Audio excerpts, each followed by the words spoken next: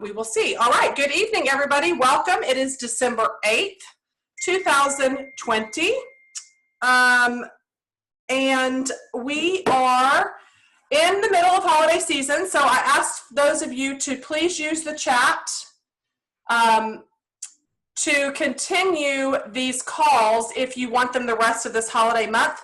If you will put either yes or no on the 15th, 22nd, and the 29th, that would be great. You need to open in Safari. Okay, so just vote in the chat if you want to do a call on the 15th, the 22nd, or the 29th. Let me know. Encourage your teams to get on. That way they will be getting something out of this as well. We are going to run through the sales. Let's do top sponsors first. This is so far in the month of December.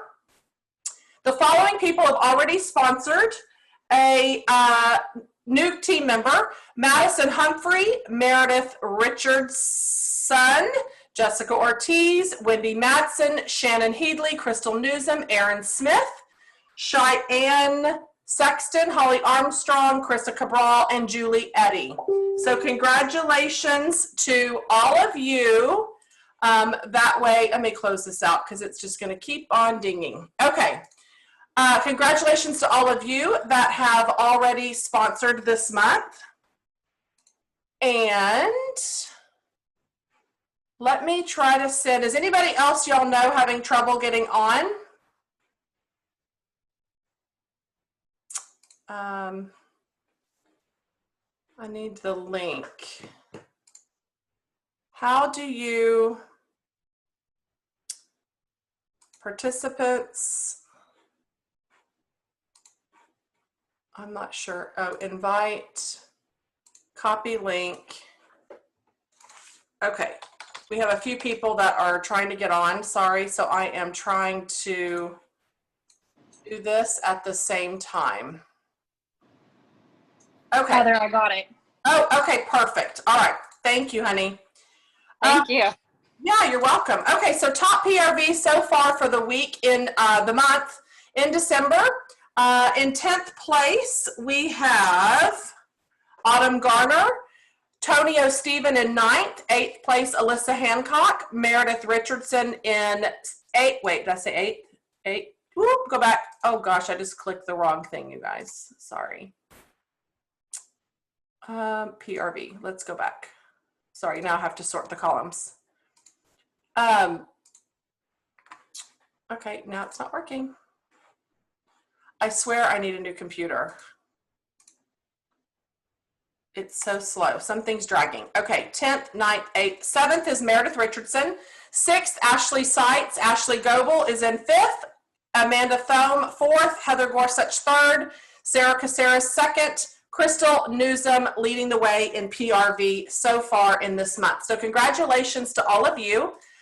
Just wanted to touch base really quick. The product status list just updated with a current update. So take a look at that. You should be checking that news tab every single day as it updates and changes, and they update some back order status, out of stock, partial shipments, and all of that. All right, so tonight I'm going to talk about several things. The first thing I'm opening up with tonight is a quote. If you want to experience significant progress towards your goal, you need to be intentional about the work you're doing every single day. And so tonight we're going to talk about this. Listen, everybody has 24 hours in a day, right? What you choose to do with that hours is up to you. And this kind of stemmed the launch, seeing a few things, you know, not necessarily that are important to your business. And I'm just going to be very blunt. I'm going to be speaking from the heart. You're all on here because this is your business and you want it to be a business. You're not on here on training because it's a fun hobby for you. You're trying to make money. You're trying to make this a successful career. Hopefully you'll have six-figure incomes, whatever it may be for you and your needs, right? So I want you to think very seriously about what we're talking about tonight. And I want you to be laser focused. I want you to be very intentional with your business. I want you to track and appreciate every small step of progress that you do make. Sometimes, a lot of times, you've got that great big huge goal, and if you don't hit it, you get burnt out, you get let down, you're getting discouraged. And I think it's really important to remember to track every small step, no matter how silly you think it may be. It's in our DNA to want our hard work to matter regardless, and to know that our efforts really do make a difference. So it's why, believe it or not, even janitors at hospitals have a fairly high job satisfaction rating. When they walk into a dirty room in the hospital, they know what they need to do, they know how it should look when they leave, and the positive impact that their work is going to have on others when they use that hospital room or whatever room of the hospital. Then as they leave, they look around, they feel a strong sense of accomplishment. That is what we want you to feel in your job, in your everyday habits that you are building to create the successful business. Your progress might not be as easy to see, but the more you appreciate your hard work, the more productive you will become. Try looking at what you've been able to accomplish at the end of each day, and be aware that acknowledging even the smallest wins is very important. Keep notes and write it down. At least one thing that you made progress on every single day and why it mattered. And I know it's going to take some time to make that habit, but you have to be able to be consistent in noticing every small step that you're doing and accomplishing it and celebrating it. Do this consistently for 30 days and watch it how it affects your happiness and productive output. So I challenge all of you to start right now. What a great way to start our new year in January. 30 days from now would be January 8th, right? The new year is over, people have celebrated, and you're kicking your business off into a new year, new focus, and hopefully you're setting business resolutions or your mantra or your key words that you want for your business in 2021. I can't even believe I'm saying 2021, but yes, in 2021. So also consider adding mini celebrations to your routines. Too often you probably finish a task and then just move on to the next thing, right? It's one thing after another, especially this time of year because we're so flipping busy that I have been going since 9 o'clock this morning, and I literally have not had a 5-minute break between 9 a.m. this morning and 7:08 p.m. So it is from one task to another, right? So I catch myself doing this all the time, and I might have just written a very intricate email, let's say, that required a lot of thinking and a lot of planning, but the moment I send it off, I'm already moving on to the next thing, right? It was just that. So the next time you catch yourself doing this, take a quick moment and celebrate your hard work, even if it was a silly hard email that you had to put together and send off to people. I try to make my celebrations fun, energizing, and healthy. So here are 5 simple ways that you can celebrate after some hard work on a task, on a project, on something that you're doing. Listen to your favorite song. Music is a huge thing for me. I don't know about you, but I can put music on and immediately be in my office working for hours. The past 3 days, I've been listening to classical music because I'm feeling my blood pressure, stressing out, the LTO launch. I'm feeling like my heart is going to jump out of my chest just with all the anxious feelings that I've been having lately. So I started listening to classical music on Pandora, and I actually kind of like it. It's actually been kind of calming me down. So it can either calm you down or pump you up, right? Take a short walk and appreciate the fresh air. Those of you that were in the Houston area today, my gosh, gorgeous weather today. I was driving around with my windows down today. I almost put the sunroof down thinking, is this seriously December? But I stopped for a moment and just enjoyed the weather. Even though I was running around like a chicken with my head cut off today, I'm like, man, the weather is so nice today. Call a good friend. and tell them about your particular accomplishment. It could be so silly, but our bestest of friends aren't going to care that maybe the toilet paper roll was put on backwards, and I'm celebrating my win of telling my husband to stop putting the toilet paper roll the wrong way, and I fixed it. I mean, it can be whatever you want it to be. Eat a small piece of dark chocolate, right? Nothing makes you feel better than a good piece of chocolate. That could be a celebratory win right there, right? Or maybe you are one of those people that keeps track of your gratitude journal and you just really want to keep track of things. Jot it down in your gratitude journal. There's something very rewarding in keeping a journal and keeping logs of things. Those of you that do it, I don't know about you, but Heidi Thompson, she does gratitude journals all the time. And I think it's a really, I've always wanted to be consistent at it. So that might be one of my things that I try to do in 2021 is to keep a little gratitude journal and follow through with it. But simple celebrations like these keep you feeling positive and will grow your motivation for the next task ahead. So find meaning in your tasks and projects or daily habits that you're having to do. Each task that you set out to do can either add or subtract to your happiness. And the reason why I say this, and I'm not going to name names, but I had so many people trying to comment and say, oh, this Grogu, whatever his name is already on eBay. He's already on Mercari or whatever. He's already on this. He's already on that.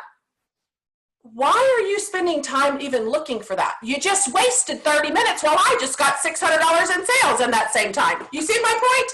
The difference between successful people and the ones that are not scrolling eBay or in pages that are sucking the life out of you.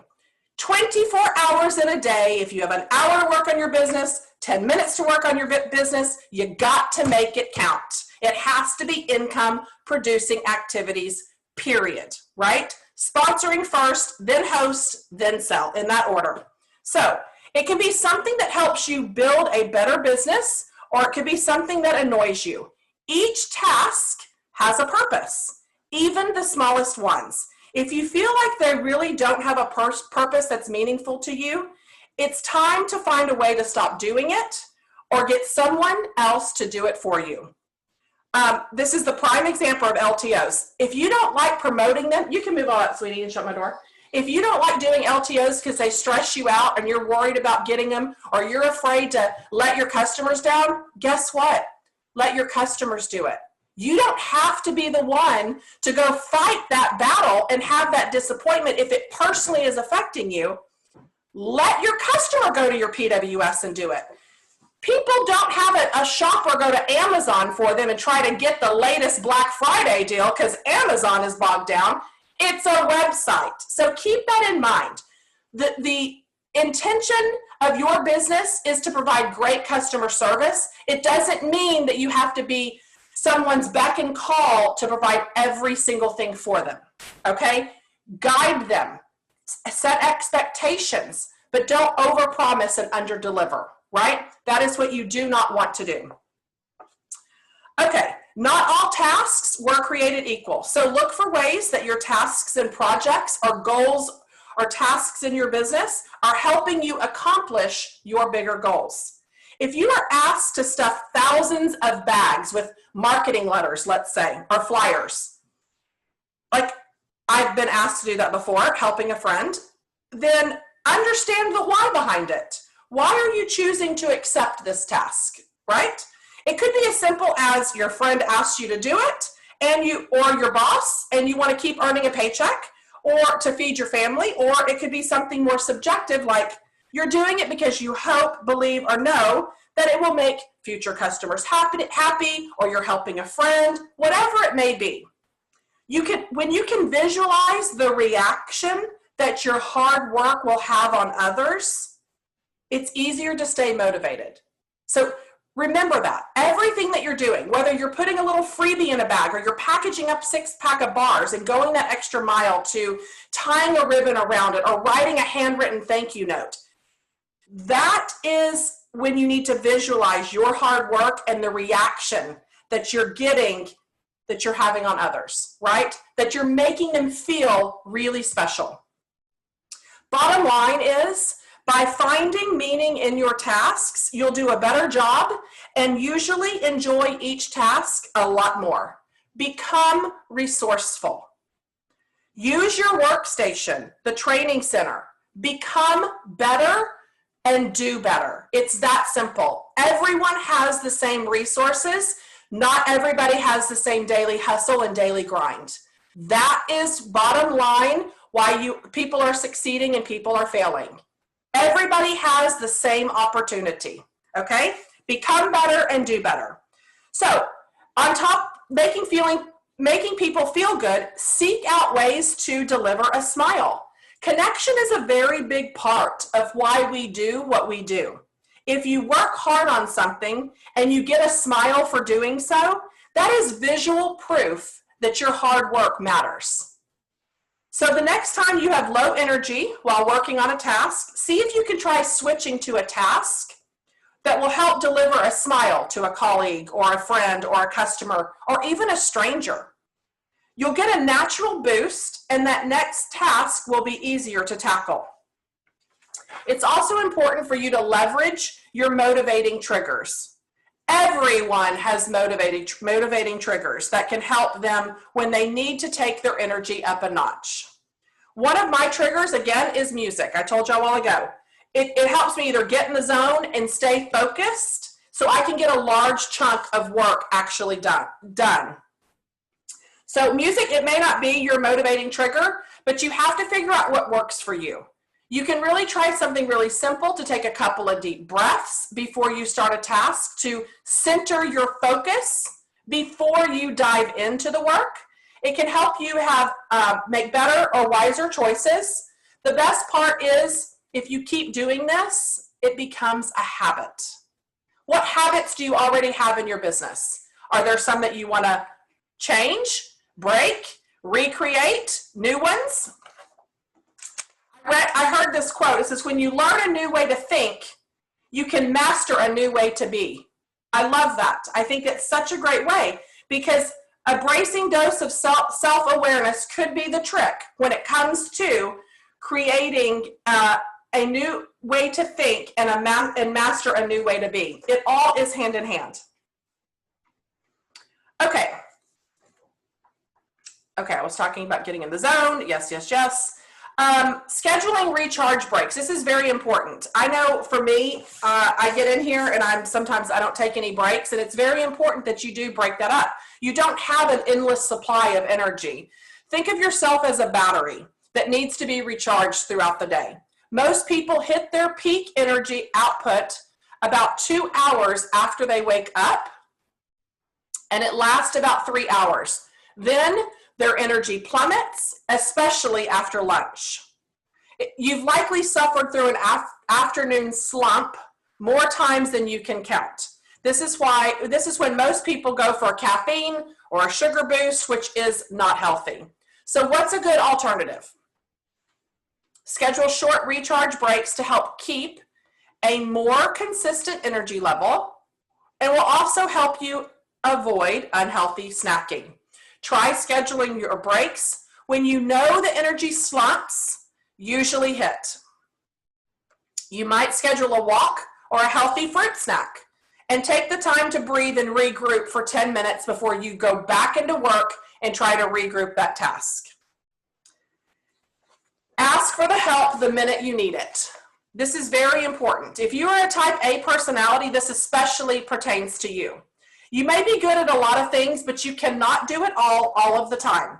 Other people have skills that can help you accomplish more work and make your efforts more effective. So it's important to lean on other people when you are feeling fatigued or overwhelmed. Try asking for help when you need it. The funny thing about asking for help is that most people actually love to help others when given the opportunity. They get a boost by helping you smile and get a boost by not having to do everything all by yourself. Flip the script. If there's some task or project in your life that is troublesome, try finding a fresh way to tackle it. It may take a few tries to find a better solution, but if you can find a way to enjoy a task that you dislike, you'll be happier and so will the people around you. So, and this even pertains to, let's say you hate getting on video and talking about products. The only way you're going to do it is to become better at it, right? Try to find a different way to tackle it. Is it on Zoom? Is it maybe still pictures versus you talking on camera? There is a different way. It doesn't all have to be done the same way, right? Find a different way to tackle it. Learn to circumvent tasks that don't excite you. Simply learning to say no is one of the major components of doing more work that you love and creating just a happier life in general. If there's a project that's a bad fit for your skills, you need to find a way to say no. The key here is to put your foot down without making other people feel rejected. For example, let's say you have another job and your boss comes in with a project for you to do that doesn't excite you or fit your strengths. Then it's your personality to find a better solution to her problem. So instead of just saying no, give her another option that solves her problem so she can say yes to you. Everything is negotiable. Be a creative problem solver and everyone wins. I have noticed the people that I have seen that have been very successful in this business, they are very good creative problem solvers. They don't have the opportunity pop up where it's like, oh, I don't really know what to do this. You're thinking of a solution or an alternative before the problem even arises, right? How many of y'all are like that, where you are a pretty good creative problem solver? Would you think you are? I mean, I think I am. That's why I call myself a used car salesman at times, because I'm like, I will find a solution, and it's not usually negative. It will be a positive solution. Invest a little time to save a lot of time. So how can you spend a little time right now in order to save a lot of time in the future? Think about your tasks that you perform over and over throughout the work week. Is there a more efficient way? Is there a shortcut that you can learn? Is there a way to automate or delegate it? Perhaps you can complete a particular task in 20 minutes, and it would take 2 hours to put in place a more efficient and effective method. If that 20-minute task must be completed every single day, and a 2-hour fix would cut it to 5 minutes or less each time, it's a fix well worth implementing into your business. A simple way of doing this is to use technology to automate tasks. Email filters, you can do automatic bill payments if it's maybe something in your personal life. Also, teaching someone to help you and delegating the work is another option. Bottom line is, the more you automate and delegate the tasks that you can, that doesn't require your personal touch, the more you can get done with the same level of effort. All right, I want you to also think about blocking out time to be in the zone. Getting in the zone quickly is one of the most important habits for highly effective workers. If you can get your important work done early and efficiently, it leaves you time to relax or to test out new creative ideas. If you can use triggers to help you get in the zone quicker, then you'll get more done each day. The next step, and one that's maybe even harder, is doing the right things when you're in your zone. And that means not allowing any distractions to get in your way. Anyone who wants to achieve their goals needs to do 2 key things. First, focus on the right things. 2, be ruthless about eliminating all distractions. And I think Krissa is a very good example of that. It's like, and she shared her story numerous times that she would get very easily distracted or put it off on the back burner until it became a priority. And she became laser focused about eliminating distractions and being very intentional with her business. And she has seen tremendous results because of it. Several research studies have shown that people never get more done by blindly working more hours on everything that comes up. Instead, they get more done when they follow careful plans that measure and track key priorities and milestones. So, if you want to be more successful and less stressed, don't ask how to make something more efficient until you first asked, do I need to do this at all? Or another couple of questions is what I'm about to do going to get me a recruit? Is what I'm about to do going to get me a party booked? Find those key questions where you start asking yourself and creating that habit to create those routines that are absolutely affecting the growth of your business. Simply being able to do something well does not make it the right thing to do. I think this is one of the most common problems with a lot of time management advice. Too often, productivity gurus focus on how to do things quickly, but the vast majority of things people do quickly should not be done at all.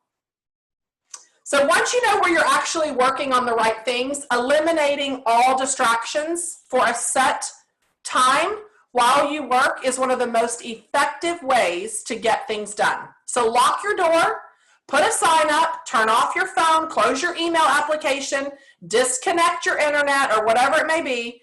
And you can't remain in hiding forever, know that, but you can be twice as productive while you are. Do whatever it takes to create a quiet, distraction-free environment where you can focus on your work. So there are a couple more things I want to tell you. I have all of these other sheets. Okay. What you focus on grows. Stop managing your time and start managing your focus. I loved that. And ask yourself, am I making meaningful use of this precious day? Is today am I really getting out what I needed to get out by the end of the day? Am I making today meaningful? That's a simple question to ask yourself anytime that you feel busyness overwhelming you. Because excessive busyness is rarely meaningful. And make no mistake about it, excessive busyness is a widespread modern day illness. We all experience that. I mean, I don't know how many times I don't even know when the last time I have felt that I wasn't busy, like anxious, like it's too much. We fill our calendars and our social media feeds with various kinds of busyness, oftentimes just to avoid sometimes even being bored. To avoid being exactly who we are and exactly where we are. The instant we feel a bit idle, we run off in the direction of the nearest shiny object that catches our attention. And in the process, we not only miss out on the serenity, productivity, and beauty that exists within ourselves, but we also miss out on experiencing that same serenity and beauty in the environment around us. Our busyness has blinded us with hurry and worry and the endless need to be somewhere else, doing something else as fast as feasibly possible. I am not immune to this either. So just like every other human being, sometimes we let our busyness get the best of us. We let distractions get in the way of what really matters most, and that's the real tragedy of it. We confuse being busy with being effective. And we feel a day late and a buck short across the board because our priorities are completely misaligned with our daily efforts. Truth be told, most of us suffer from a severe misalignment of our priorities. If you can use those triggers, oh, I already did that. Oh, this is good. Many of us share our feelings of regret associated with wasting our time away. And I am so guilty of this. Sometimes I've spent an hour, and maybe you're more than an hour, maybe it's 4 hours, browsing social media or watching TV with zero return on their investment. So I highlighted that because it really is your return on investment. How many of y'all heard of ROI? You all know you've got to have a return on investment. It's the same thing with our tasks and our time. If you're scrolling social media, doing nothing, you've just wasted that time. What your return on your investment is a big fat zero, and you can't get it back. So when spending your time on a task, you should always have your return on investment. Start thinking about your tasks like this. Some might say our tendency to perpetually waste time reveals our true priorities, that we'd rather engage in mindless entertainment over just about anything else, but that's not true.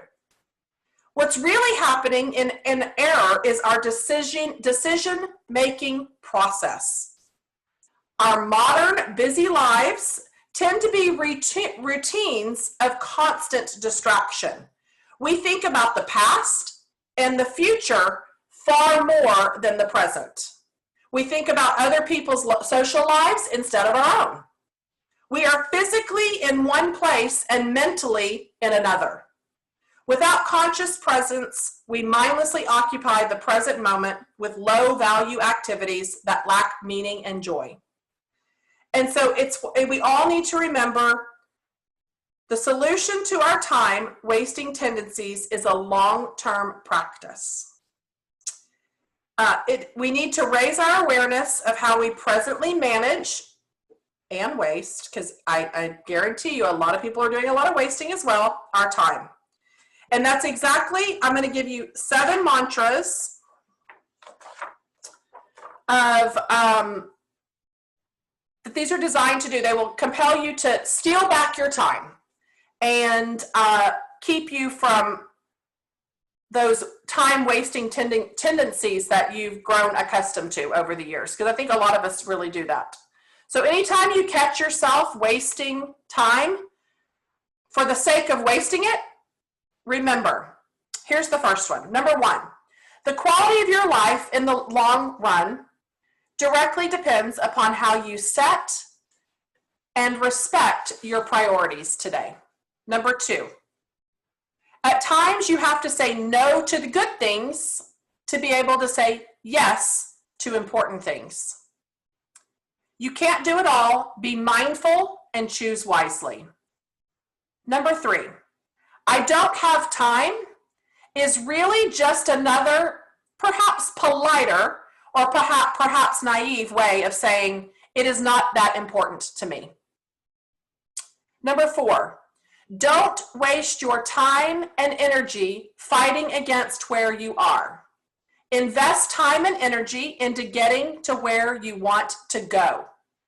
And even if you have a good reason to be upset and resentful, let it go. Channel your energy into thoughts and actions that actually benefit your life right now. Number 5, be present with what matters most. There are few joys in life that equal a good conversation, a good story, a good laugh, a good hug, or a good friend. Number 6, overcommitting is the biggest mistake most people make against living a happier, simpler life. It's tempting to fill in every waking minute of the day with to-do lists, tasks, or distractions. Don't do this to yourself. Leave space.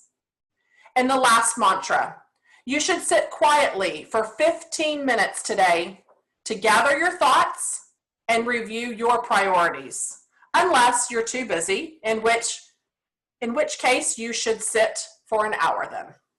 Remember this, the world is as you are inside.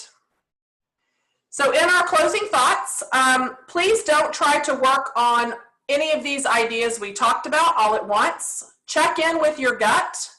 Notice which one spoke to you the most tonight. Maybe it's the one that scares or excites you the most. That's probably the one that will most benefit you right now in your life. The next step is to make this one idea actionable. Write down the first 3 steps you are going to take to make it happen. Then pick the first step and write down when and how you're going to do it and schedule it. For example, if you want to get yourself in the zone quicker in the morning, your first step may be to write down a list of 3 distractions that you want to try to eliminate. Then pick the most distracting one and envision how you are going to solve this distraction in the morning. So if people interrupt you all day long and it pulls you out of the zone, then you need to find a block of time to get in the zone. Maybe the first step is signaling to your family members, coworkers, or whoever it may be that you need time to focus. You can put on headphones from 9 a.m. to 11 a.m. every single day. Or perhaps you could add a little message to the footer of your emails and a quick sentence on your voicemail about working on an important project every day until 11 a.m. This is your time to get in the zone, and it's time to own it. How many of you do not have designated hours where you are working specifically on that time and your business with no distractions? How many, just by a show of hands, who does not? Yeah, most people don't. Yeah. So I'm excited for you guys to try this. Hopefully there's a few things that spoke to you. Just in closing, I just want you to remember, put the time in. It will be worth it. That's why you're here now. A lot of people think they know what they want in this business, but their daily actions say totally different things. So it's consistency. It is absolutely show up, be present, and you've got to be consistent in your job. It's your business, right? No one else is going to work it for you, and it's not certainly going to run by itself. Yes, I do business hours, so I don't work all night long. Yes. So especially like after this, it's my night off. Like I don't even answer my phone between until 9 a.m. So some people will reach out to me before 9 a.m. I will never answer a call before or even a text before 9 or after my hours in the evening. No, I will not do it. And usually the weekends I won't either. Saturday and Sunday are my family days, and I've even started trying to start taking Fridays off, actually. If I don't have parties, I'm trying to do Friday through Sunday off, honestly, because I just work such long hours during the Monday through Thursday. Oh yeah, absolutely. I tell my folks my business hours. Yes, it's mostly my team. If it's a customer, I will usually answer, but team, I won't get back with. That's the thing is you shouldn't be. They had the leadership call the other day for Sensi, and I found it very interesting because one of the things that they said is if your leadership role is, I have to find my notes, but they basically said, oh, where is it? It was so good. There was a word that he used. It's on my notes. Where is it? Oh, he goes, what's your ability to your team? And I'm like, ability? What's my ability? That's very interesting. He goes, if your ability that they're looking to you for is just answering questions, you need to reevaluate your business. You should not be the go-to person to be answering questions for anyone, right? For your team. That's not at all. You should reevaluate. And so it's just he was talking about this book, and he recapped Orville's speech in a past reunion, and the book is called The Speed of Trust. So I'm going to get it on my Audible and start listening to it every morning when I'm getting ready or running around to Chick-fil-A. I will put on an Audible and listen every single morning while I'm getting ready or going to get my Chick-fil-A tea. So the book is called The Speed of Trust. I don't know who wrote it, but I'll figure it out. All right, anybody else have questions, comments, thoughts? Oh, please vote in the chat. So we were voting really quick on, just put in here for the 15th, the 22nd, and the 29th, put yes or no, whether you want a call on these Tuesday nights. I'm going to let those people that show up be the vote that counts. So, yes. All right.